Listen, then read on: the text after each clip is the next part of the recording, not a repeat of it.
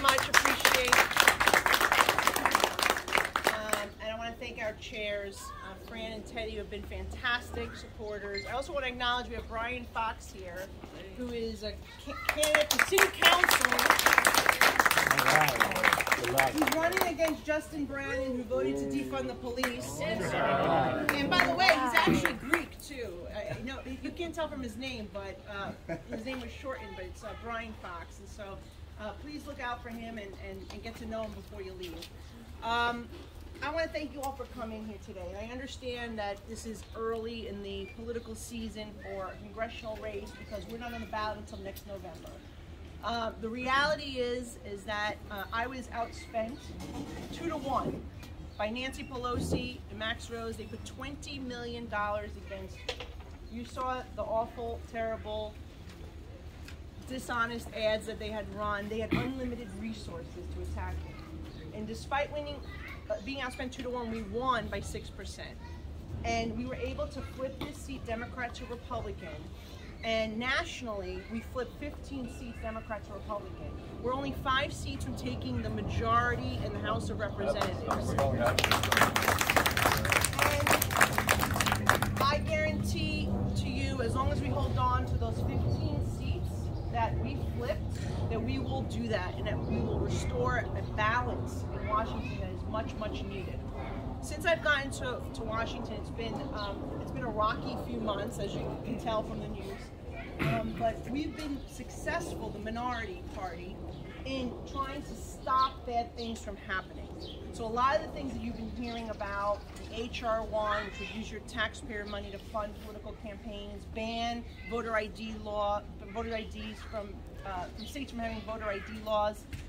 Using same-day voter registration, which you can't even verify somebody actually lives in the district in which they're voting. The anti-police measures, okay, taking away qualified immunity protection from our police officers. The bail reform that Nancy Pelosi tried to sneak in the COVID package. You know, the packing the courts, which I was very front and center on this particular issue because it is exactly what Hugo Chavez used to destroy Venezuela, packing the courts from 20 to 32 justices, 45,000 consecutive cases ruling in his and Maduro's favor. We've been able to stop all of it, okay, because we've been loud, we've been out there, we've been fighting, we've been exposing what's going on, and we've been embarrassing the Senate not to take up these particular bills. We're getting even Democrats that are siding with us when it comes against the capital gains increase, when it comes to the skyrocketing the corporate tax rate, which would really devastate jobs, devastate recovery. We're getting Democrats to actually join us. And that's a positive thing. Restoring the SALT deduction. We have 5 Democrats, and remember, Pelosi can't lose 3. We have 5 Democrats that are standing with us saying, if we don't restore the SALT deduction in New York, we're not going to vote for any more of the Biden priorities. So we're getting people who are agreeing with us, and we're having an influence, an impact, even though we're in the minority. Now, this is the slimmest majority the Democrats have had since World War II, okay? 5 votes. So just shows you the impact that we're having now, but if we take back the House, we'd be even able to have a larger impact. And that's why this seat is so critically important. It's important for those reasons nationally, and from the state perspective, it is incredibly important because we don't have any representation in Washington from the conservative side in our city. Okay, I'm the only voice that we have. So when Jerry Nadler introduces the Packing the Court bill, I'm the only one in the city that's saying this is why it's wrong.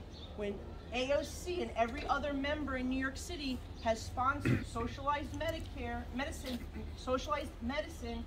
Medicare for all, which would completely hurt every single one of you who have Medicare. If you're a senior citizen, it would lead to you waiting long, and Dr. Catellus, if you want to have a real long conversation, talk to Dr. Catellus, he'll tell you, you will not be able to get a doctor's appointment. It will diminish the quality of care for our senior citizens, and it will take away your private health care for those of you who have employer-based health care.